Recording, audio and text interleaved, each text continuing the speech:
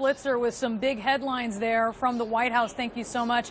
And joining me now to discuss this is South Carolina Republican Congressman Mark Sanford. He is also a member of the conservative House Freedom Caucus. Congressman, thank you so much for joining me. And I think you just heard Wolf Blitzer reporting that according to a senior administration official, President Trump would like a comprehensive immigration plan that would include not a pathway to citizenship, but a pathway to legal status. I mean, what do you and also some of the other members of the House Freedom Caucus, what would you think about that? Well, this is something of breaking news, so I haven't really had a chance to discuss that with him yet. I guess the concept of a pathway to legal status, because some Republicans say that that is tantamount to amnesty. Well, and it's a long way from what he talked about in the campaign. What he talked about in the campaign was starting all over, you got to leave, and then we can come back and begin a conversation. So, one, it's a long way from what he talked about in the campaign. Two, I think the devil will be in the details here.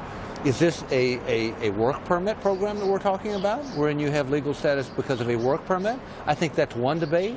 If it's something of a path to citizenship and seen as amnesty and rewarding people who broke the law in crossing the southern border, I think there will be real problems here in the Congress. One of the other big headlines out of what he would like to see there is he weighs maybe mentioning a plan or the issuer's desire for this plan tonight during his address to the joint session is to assure dreamers, young people who are brought to the U.S. are undocumented immigrants, but were brought to the U.S. at a young age, have really known no other home, that they're okay, that they shouldn't worry. What do you think about that?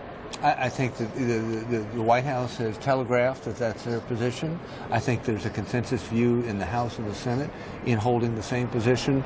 I think that that's sort of a point of non-debate. It may be discussed in his speech tonight, but I don't think that there's going to be change in the way of politics as it relates to the Dreamers. It's that pathway to legal status that would be of much more concern to you and a number of Republicans. Correct. You have introduced a proposal to overhaul Obamacare.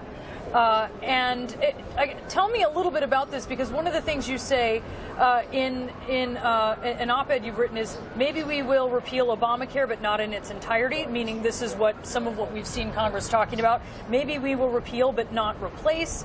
It's essential we do both. You are already seeing a schism among Republicans as they confront what is a very difficult challenge of trying to overhaul Obamacare. And again, the president telegraphed as much, I guess, yesterday or the day before when he said, oh my goodness, this is a lot more complex than I thought. I don't think that's an epiphany to anybody in the Congress. It indeed is complex, and it's something that creates the political energy that we saw in the town halls this last week. People feel passionately about their health care and what comes next. That having been said, I think that, for instance, in South Carolina, premiums went up by 29% last year in the Affordable Care Act plan. We went from 3 carriers down to 1, and something has to change. It's hurting a lot of small businesses. So what Senator Paul and I have done is introduce a bill that's premised on moving us more toward a free market system and empowering the consumer. If you boil the whole bill down, that's what it does. It does have bells and whistles that were part of the Affordable Care Act, but it also makes some awfully significant changes as well. Those bells and whistles as part of your proposal would be that young people could stay on their parents' plan until they're 26. The protections for pre-existing conditions is something there. How does this hew with House Speaker Paul Ryan's proposal that he would like to see? And do you support that? I think that many conservatives have a problem with what they know thus far about what leadership is proposing, in that it entails a new entitlement. If you think about, the earned income tax credit and what that means for many conservatives, there's a knee-jerk reaction against it. But that all involves about 25 million people.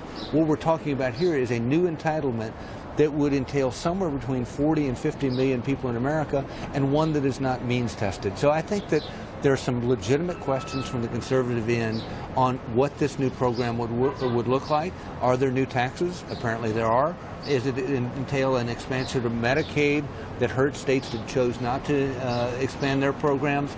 I think there are a number of big questions out there on that plan. What about the role of what is really the crux of Obamacare, which is a tax credit for people who cannot afford health care and qualify based on income, that they would be getting assistance in order to pay for their health insurance? Yeah, but part of that's premised on continuing to combine employment and health care. So you want to do away basically with the entire employer-provided health insurance system. I mean, you know that there's going to be major opposition to that. Is that even realistic? There is, but think about this. It was in 1948, as part of the wage and price controls of World War II, that employment and health care became linked.